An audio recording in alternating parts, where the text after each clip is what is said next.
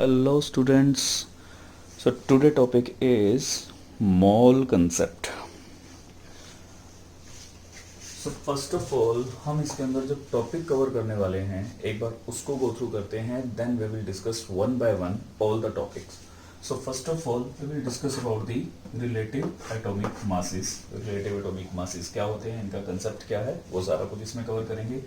Then the most important that is called the atomic mass unit, जो आप already इसको AMU या जो आजकल ये U से ही अकेला डिनोट होता है, हम इसके बारे में बात करेंगे. Then we will discuss about the gram atomic masses, then molecular masses and gram molecular masses. So हम एक एक करके इन सभी टॉपिक को डिस्कस करेंगे. सभी को हम मोल कंसेप्ट के अंदर डिस्कस करेंगे और मोल कंसेप्ट भी अपने आप में एक वाइड टॉपिक है. So let's start with the mole concept. किसने दिया था, क्या क्या था इसके अंदर, and then we will discuss one by one all the topics. Thank you.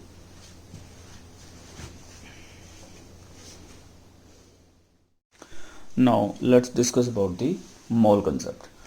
So mole concept को समझने के लिए मैं यहाँ पे एक एवोगैड्रोस हाइपोथेसिस को फिर से समझने की कोशिश कर रहा हूँ with the help of definition. तो उसकी डेफिनेशन मैंने फिर से लिखी है यहाँ पे. Equal volume of all the gases at similar conditions of pressure and temperature contain equal number of molecules. इस डेफिनेशन के अकॉर्डिंगली क्या करें कि यदि equal volume of all the gases, यदि दो गैसेस, मैंने यहाँ पर ऑल गैसेस की जगह टू गैसेस ले ली, चाहे जितनी मर्जी ले लीजिए आप, मैंने दो गैसेस ले ली. मैंने दो गैसेस कंसिडर करी, gas A and gas B. इनका वॉल्यूम मैंने इक्वल रखा, ये भी वी वॉल्यूम पर है और ये भी वी वॉल्यूम पर है. तो ये कहता है कि equal volume of all the gases at similar condition of pressure and temperature. मैंने यहाँ टेम्परेचर और प्रेशर को भी फिक्स कर दिया, that is both are fix. Temperature भी कांस्टेंट और प्रेशर भी कांस्टेंट है इन दोनों के कंडीशंस के अंदर. Contain equal number of molecules. यहाँ पर ये कहता है कि जो नंबर ऑफ मॉलिक्यूल्स रहेंगे इस दौरान वो इक्वल रहेंगे. Na will be equal to Nb. यदि Na denotes the number of molecules of gas A and Nb denotes the number of molecules of gas B. यही इसकी डेफिनेशन के अकॉर्डिंगली जो बात है. मैं फिर से समझा रहा हूँ कि यदि दो गैसेस या दो से ज़्यादा भी हो सकती है, यहाँ पर हमने दो का केस लिया है. यदि दो गैसेस को हमने इक्वल वॉल्यूम में रखा, टेम्परेचर और प्रेशर भी कांस्टेंट रख दिया, यानी कि ये भी इक्वल है दोनों तरफ, तो उनके नंबर ऑफ पार्टिकल्स हैं, नंबर ऑफ मॉलिक्यूल्स हैं, वो भी आपस में क्या हो जाएंगे, इक्वल हो जाएंगे. ठीक है, ये चीज आपको समझनी है. अभी हम क्या करते हैं कि जो वॉल्यूम है, वॉल्यूम यहाँ पे एक फिक्स कर देते हैं, दैट वॉल्यूम में भी 22.4 लीटर. मैंने एक वॉल्यूम भी फिक्स कर दिया, वॉल्यूम को एक value they the, that is 22.4 litre. ठीक है. टेम्परेचर दे दिया मैंने सिर्फ 0 डिग्री, यहाँ पर टेम्परेचर 0 डिग्री, या इसको कह दो 273 केल्विन, और प्रेशर दे दिया 1 एटमॉस्फेरिक प्रेशर. मैंने सब वैल्यूज फिक्स कर दी. अब मैं क्या बता सकता हूँ कि नंबर ऑफ पार्टिकल्स या number of molecules of gas A और बी कितने होंगे. देखो मैंने क्या किया कि हर चीज को फिक्स कर दिया, हर चीज को एक नंबर दे दिया, हर चीज की एक वैल्यू पुट कर दी. मैंने वॉल्यूम पुट कर दिया. यदि यहाँ पर वॉल्यूम 22.4 लीटर है, तो यहाँ भी वॉल्यूम 22.4 लीटर है, तो दोनों तो सेम ही होगा. टेम्परेचर और प्रेशर तो वैसे ही कांस्टेंट है, तो हमने हर चीज को फिक्स कर दिया. पर नंबर ऑफ मॉलिक्यूल्स जो है देन वो कितने होंगे, तो अकॉर्डिंग टू एवोगैड्रोस हाइपोथेसिस ये कितना हो जाएगा, 1 मोल हो जाएगा. ये चीज आपको ध्यान रखनी है, और यही चीज हमने उसके एप्लीकेशन में पढ़ी थी कि ये क्या है. ठीक है, मैं फिर से बता रहा हूँ कि यदि वॉल्यूम 22.4 लीटर है और टेम्परेचर और प्रेशर 0 डिग्री एंड 1 एटमॉस्फेयर है, तो उस दौरान जो गैस के नंबर ऑफ मॉलिक्यूल्स होंगे that will be fix, that is 1 मोल. ये कितने हो जाएंगे, 1 मोल. ये चीज वाइस वर्सा भी ट्रू है. वाइस वर्सा कैसे ट्रू है कि यदि मैं यहाँ पर नहीं जानता कि वॉल्यूम कितना यूज हुआ है, I am unaware of the volume. ठीक है, मुझे वॉल्यूम के बारे में जानकारी नहीं है, बट यहाँ पर मैंने गैस यहाँ पर जो पुट की है वो 1 मोल डाली है. गैस कितनी डाल दी मैंने, 1 मोल. गैस की वैल्यू 1 मोल है, तो वॉल्यूम कितना होगा, then volume will be fix, that is 22.4 litre. तो इसका मतलब ये हुआ कि एक मोल गैस जो होगी, एक मोल गैस जो होगी वो यदि इस टेम्परेचर और प्रेशर पर रखी जाए तो उसका वॉल्यूम हमेशा फिक्स होता है, दैट इज 22.4 लीटर। ठीक है। और अब बात करते हैं इस टेम्परेचर और प्रेशर की। मैं फिर से सारी की सारी चीज बताऊंगा, बट आप एक बार ध्यान से सुनिएगा। इस टेम्परेचर और प्रेशर को कहते क्या है? दैट पर्टिकुलर टेम्परेचर, कौन सा टेम्परेचर? जब 0 डिग्री सेल्सियस टेम्परेचर हो, जिसको हम केल्विन में 273 केल्विन बोलते हैं, और प्रेशर 1 एटमॉस्फेयर हो, तो इस पर्टिकुलर कंडीशंस को बोलते हैं एसटीपी। इसको बोला जाता है standard temperature and pressure, that is called the STP. तो यदि एक सिंपल वर्ड यूज किया जाए कि हमने दो गैसेस को एसटीपी पर रखा, तो ये वैल्यू फिक्स हो जाती है कि एसटीपी मींस यहाँ टेम्परेचर कितना रहा होगा 0 डिग्री और प्रेशर कितना रहा होगा 1 एटमॉस्फेयर। तो ये वैल्यू फिक्स हो जाती है, यानी कि स्टैंडर्ड है, दिस इज द स्टैंडर्ड। तो उस दौरान हमने गैस जो है वो 1 मोल डाली, तो 1 मोल डाली तो गैस, तो यहाँ पर वॉल्यूम कितना होगा? That will 22.4 litre. या हमने 22.4 लीटर वॉल्यूम में कंडीशंस क्या लगा दी कि टेम्परेचर और प्रेशर कितना रखा? 0 डिग्री एंड 1 एटमॉस्फेयर। तो number of molecules of gas कितने होंगे? That will be fix, that is 1 मोल। तो ये दोनों वाइस वर्सा ट्रू हैं एसटीपी पर। Number of molecules of gases पता हो तो हम वॉल्यूम बता सकते हैं, वॉल्यूम पता हो तो हम गैस बता सकते हैं। ठीक है। अब इसको उसी वे में समझने की कोशिश करते हैं। What will be the volume? Volume कितना होगा यदि यहाँ पे हाफ मोल होगी gas? The gas will be half mole, तो वॉल्यूम भी कितना हो जाएगा? हाफ हो जाएगा। हम इसको क्या कर देंगे? 2 से डिवाइड कर देंगे, तो वॉल्यूम कितना हो जाएगा? 22.4 डिवाइडेड बाई 2, कितना हो गया ये? 11.2 लीटर। बात समझे कि यदि volume half, number of moles half हुए, तो वॉल्यूम भी कितना हो जाएगा? हाफ हो जाएगा एट एसटीपी। याद रखें, इस पर एसटीपी पर। तो ये दोनों चीजों से ट्रू है। तो यदि वॉल्यूम 11.2 लीटर है एसटीपी पर, तो number of particles of gases कितने होंगे? That will be half mole. ये कितने हो जाएंगे? Half mole. तो ये हमारा फाइनल रिजल्ट आया। अब इस चीज का, अब इस चीज को समझते हैं और एक फाइनल रिजल्ट के अंदर इसको फॉर्मुलेट करते हैं कि क्या है।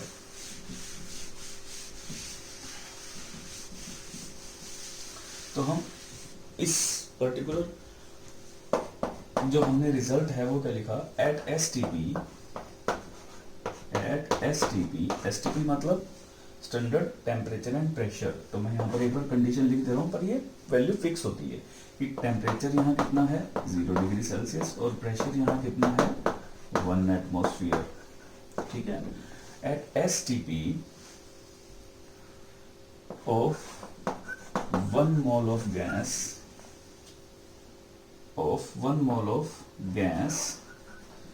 the volume will be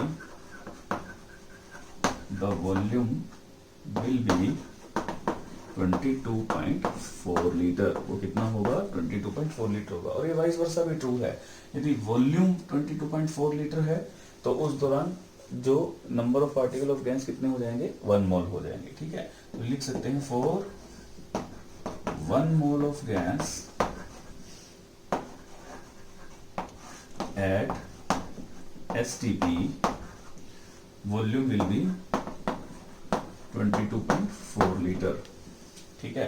तो यहाँ पर थोड़ा सा प्रेशर को भी कंसीडर करना है। यहाँ पर प्रेशर हमने किसमें लिया है? एटमॉस्फेयर में। यदि यही प्रेशर बार में हो तो तब यहाँ पर इसकी वैल्यू थोड़ी सी चेंज हो जाती है। तो कई बार ट्रिकी क्वेश्चन पूछ लिया जाता है, तो यहाँ पर हम लिख सकते हैं सेम में फॉर 1 मोल ऑफ गैस, वो आपको स्पेशली मेंशन होगा एट एसटीपी, जब प्रेशर किसमें लिया हुआ है? बार में लिया हुआ है, प्रेशर एट बार, तब वॉल्यूम कितना होगा? That is 22.7 litre. तब वॉल्यूम 22.7 लीटर हो जाएगा, क्योंकि 1 एटमॉस्फेयर जो है that will be equal to 1.013 bar. वो थोड़ा सा उसमें फर्क है, ऑलमोस्ट वैल्यू 1 के इक्वल होती है, तो हम उसको 1 ही मानते हैं, बट फिर भी थोड़ा सा चेंजेस यहाँ पर देखने को मिलता है, तो उसको हम कंसिडर कर सकते हैं। ठीक है। तो ये इसका फाइनल रिजल्ट है। यहाँ पर जो एक बात बार बार हो रही है कि हमें ये पता है कि दैट इज 22.4, ये भी एक वैल्यू है 0 डिग्री सेल्सियस, प्रेशर भी 1 है, बट 1 मोल क्या है? यहाँ पर 1 मोल की वैल्यू हमें नहीं पता है। तो इसी चीज को हम समझेंगे कि मोल क्या है, कहाँ से आया ये वर्ड। और इसकी डिस्कवरी कैसे हुई। क्लियर है?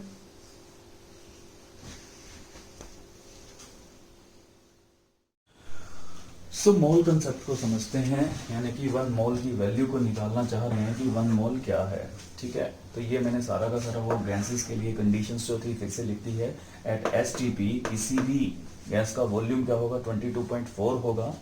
और यहाँ पर एक छोटी सी बात और देखने वाली है कि यहाँ पर जो हमने टेम्परेचर लिया है वो कितना लिया है, 0 डिग्री सेल्सियस या 273 केल्विन, और प्रेशर कितना लिया है, दैट इज 1 एटमॉस्फेयर। ठीक है, किसी किसी जगह ये वाली वैल्यूज जो है ये 22.7 लीटर भी दी हुई है। तो उस केसेस के अंदर क्या होगा कि प्रेशर जो है कई बार 1 एटमॉस्फेयर की जगह 1 बार लिया होता है। तो बस इस वजह से ये वैल्यू चेंज हो जाती है, क्योंकि 1 atmosphere will be equal to 1.013 bar होता है। ठीक है, तो इस वजह से ये वैल्यू उतनी ले ली गई है। थोड़ा सा बस इसको ध्यान रखना है। कई बार वैसे मोस्टली तो हम 1 एटमॉस्फेयर के लिए ये कंडीशन करते हैं। ठीक है, तो आप उस चीज़ को ध्यान में रखेंगे और यहाँ पर इसको देखते हैं कि क्या है, 1 मोल की वैल्यू क्या है। अमेडियो एवोगैड्रोस, इन्होंने जब 1 मोल के बारे में बताया था तो ये अपना हाइपोथेसिस के बाद ही ये सारी की सारी डिस्कवरीज की थी कि ये चीज़ क्या है। यूजली देखिए कि यदि एक डजन की बात करते हैं, एक डजन में कितनी यूनिट्स होती हैं, इट इज 12 यूनिट्स। एक डजन में 12 यूनिट्स होती हैं। सेम वे में यदि कुछ एक वैल्यू होता है स्कोर, एक स्कोर में कितनी यूनिट होती है, 144 यूनिट्स होती हैं। अब आप एक बात बताइए कि 1 डजन का मतलब हमेशा 12 बनाना ही होगा क्या? नहीं, यहाँ पर कहीं भी 1 डजन लिखा होगा तो उसको हटा के हम क्या लिख देंगे, 12 लिख देंगे।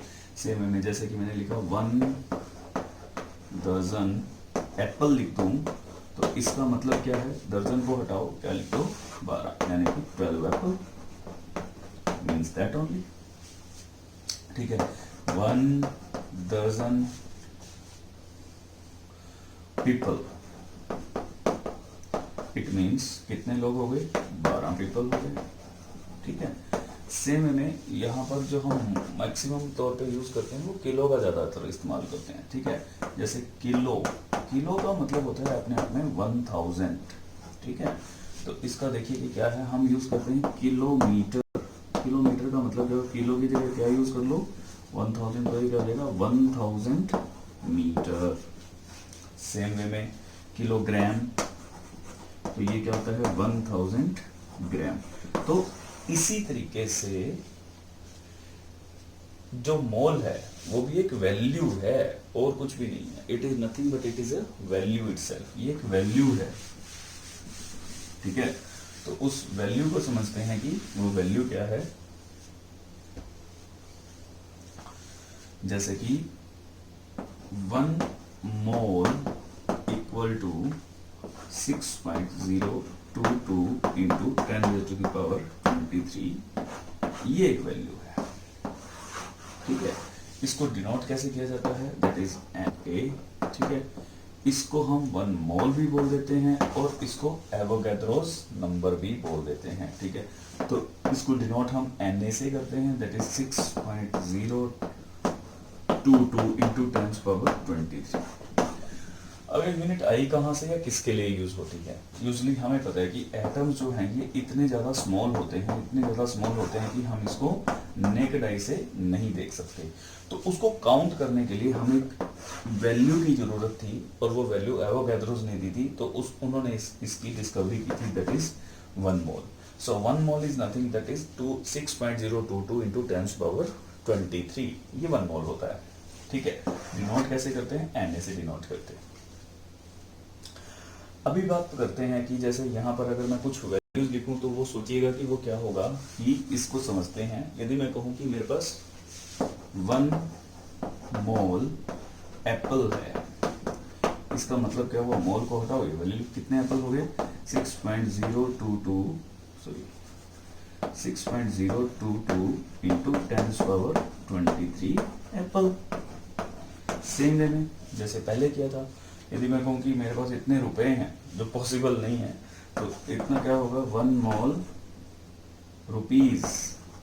1 मोल रुपीज का मतलब क्या होगा, मेरे पास कितने हैं, 6.022 इंटू 10⁻23 रुपीज।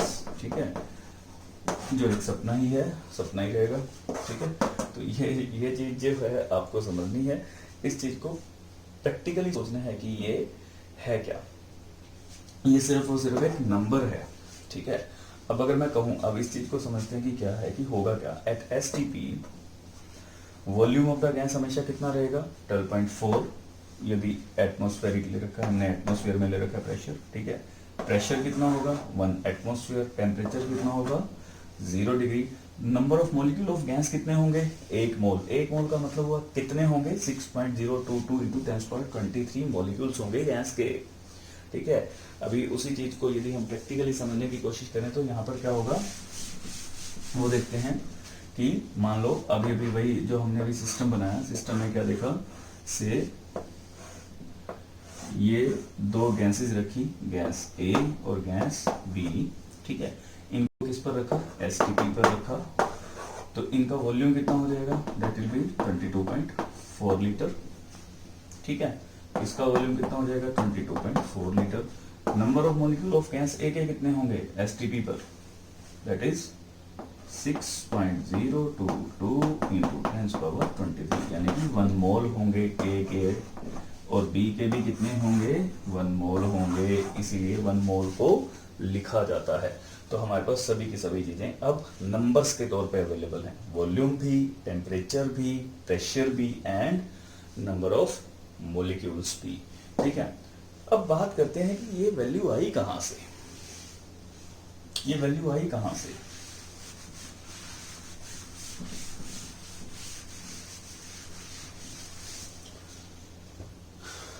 ये वैल्यू जो है एवोगैड्रोस ने निकाली कहाँ से।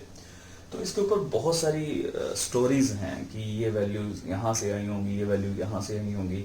तो यदि मैं बुक को रेफर करूँ तो बुक के हिसाब से जब एवोगैड्रो साहब ने Na इक्वल टू, यानी कि इसको क्या बोल रहा हूँ मैं, 1 मोल 0.22 इंटू 10⁻23 ये वैल्यू निकाली। ये वैल्यू उस दौरान जब ये निकाली गई थी, उस दौरान जो वर्ल्ड की पॉपुलेशन थी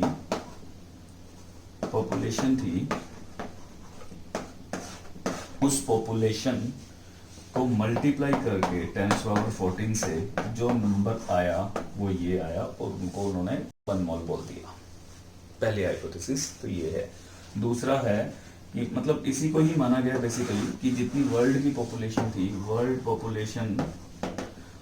पॉपुलेशन को मल्टीप्लाई कर दिया 10⁻14 से, और ये संख्या निकाल ली कि जितनी हमारी वर्ल्ड की पॉपुलेशन थी जब इन्होंने ये निकाला था, तब उस दौरान जितनी पॉपुलेशन थी उनको इतने से मल्टीप्लाई करके हमको जो संख्या मिली उसको उन्होंने क्या बोल दिया, 1 मोल, दैट इज 1 मोल। ठीक है, दूसरा एक इसके बारे में और भी ये चीज है कि यदि ये अर्थ है, अर्थ को यदि इतने 1 मोल मार्बल बोल्स, जो कांच की गोलियां होती, जो कंचे शायद कह सकते हैं उनको, ठीक है, तो यदि हम उनसे कवर करने की कोशिश करें इतनी बॉल से अर्थ को, तो ये मानना है कि ये ज़्यादा तो नहीं, नीचे से 5 किलोमीटर तक ये बॉल्स अर्थ को पूरा का पूरा कवर कर लेंगी, इतनी यदि बॉल्स लगाई जाएं तो ये नंबर यहाँ से आया। तो इसका कोई साइंटिफिक पार्ट नहीं है कि ये नंबर यहाँ से निकाला गया। ये नंबर इमेजिनेशन में रखा गया कि एटम्स को मापने के लिए, समझने के लिए हमें एक बहुत बड़ी संख्या चाहिए थी। तो वहां पर जो संख्या दी गई वो क्या दी गई, 1 मोल, और 1 मोल जो है वो ये थी ये सारी की सारी इमेजिनेशन में। तो ये सारा का सारा सिस्टम याद रखने की जरूरत नहीं है, हमें जो याद रखना है वो ये सिर्फ नंबर याद रखना है। किसने दिया, एवोगैड्रोस ने दिया, एमेडियो एवोगैड्रोस ने दिया। Na से इसको डिनोट करते हैं, संख्या क्या है 6.022 इंटू 10⁻23। तो इसको हम बोलते क्या है, 1 मोल। तो आज के बाद 1 मोल जहां भी दिखे, 1 मोल का मतलब है 6.022 इंटू 10⁻23। डजंट मीन कि वो एटम है। हाँ, 1 मोल एटम यदि लिखा होगा, 1 मोल एटम लिखा होगा, तब हम बात करेंगे कि 6.022 इंटू 10⁻23 एटम्स है। ठीक है। यदि 1 मोल आयंस लिखा रहेगा तो होगा 6.022 इंटू 10⁻23 आयंस है। और यदि 1 मोल मोलिक्यूल्स लिखा रहेगा तो हम कहेंगे कि कितने मोलिक्यूल्स हैं। तो 1 मोल को समझिए, ये सब चीजें प्रिडिक्टेड होती हैं, यानी कि उस टाइम पर जो इसके सामने लिखा होगा वही हो जाएंगी। क्लियर है?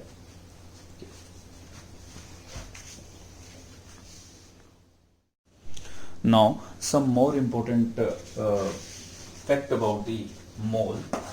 कुछ एक और बातें हैं जो मोल के बारे में जाननी बहुत ज़्यादा ज़रूरी हैं। Like it is the SI unit. ये क्या है? SI यूनिट है काउंटिंग की। इसके अंदर हम नंबर ऑफ पार्टिकल्स को जो काउंट करते हैं उसकी ये यूनिट मानी जाती है। This is the SI unit. ठीक है।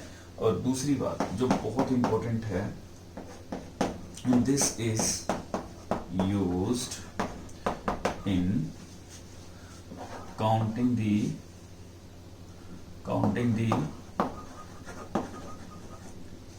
small, very small particles, very small particles। ठीक है। यहाँ पर लार्ज पार्टिकल्स के लिए ये कभी भी यूज नहीं होता है। It never use for the large particle. जैसा कि मैंने अभी भी बात की थी कि एप्पल है या बनाना है, for this reason we never use mole. We can't say 1 mole apple या 1 mole banana, means it is not feasible actually. बहुत बड़ी संख्या है ये, वेरी लार्ज। ठीक है। तो उस वजह से इसकी फिजिबिलिटी नहीं होती। तो फॉर लार्ज पार्टिकल्स ये नहीं है। ठीक है।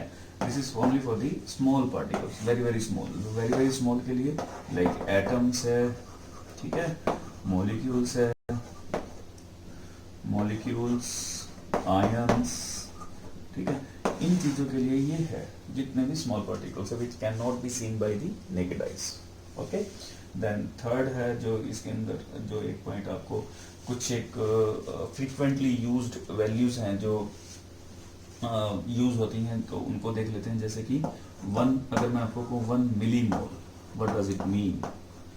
1 मिलीमोल, ये बात हम ऑलरेडी पहले कर चुके हैं सिग्निफिकेंट फिगर के अंदर। तो मिली मीन्स 10⁻³ मोल। ठीक है। तो याद रखनी है ये बात। ठीक है। कई बार बोल देते हैं 1 माइक्रो मीन्स कितना होता है micro? 1 micromole means it is 10⁻⁻6 मोल। ठीक है। तो कई बार एक और बहुत इंपॉर्टेंट जो फ्रीक्वेंटली यूज्ड जो यहाँ पर हम करते हैं उसको, दैट इज 1 नैनोमोल। 1 नैनोमोल मतलब 10⁻⁹ मोल। ठीक है। तो ये ऐसी चीजें हैं जो बार बार यूज होंगी, तो इनका आपको पता होना चाहिए। This is all about the मोल। ये सारा का सारा जो पार्ट है हमने मोल के लिए किया। ये चीज पहले इसलिए करवानी जरूरी है क्योंकि हम बार मोल का इस्तेमाल करेंगे, तो सबसे पहले हमें मोल के बारे में पता होगा, तभी हम आगे मोल के बारे में जान सकते हैं। नाउ जो इसकी रेस्ट जो डेफिनेशंस बच गई हैं, अब हम उनको करेंगे।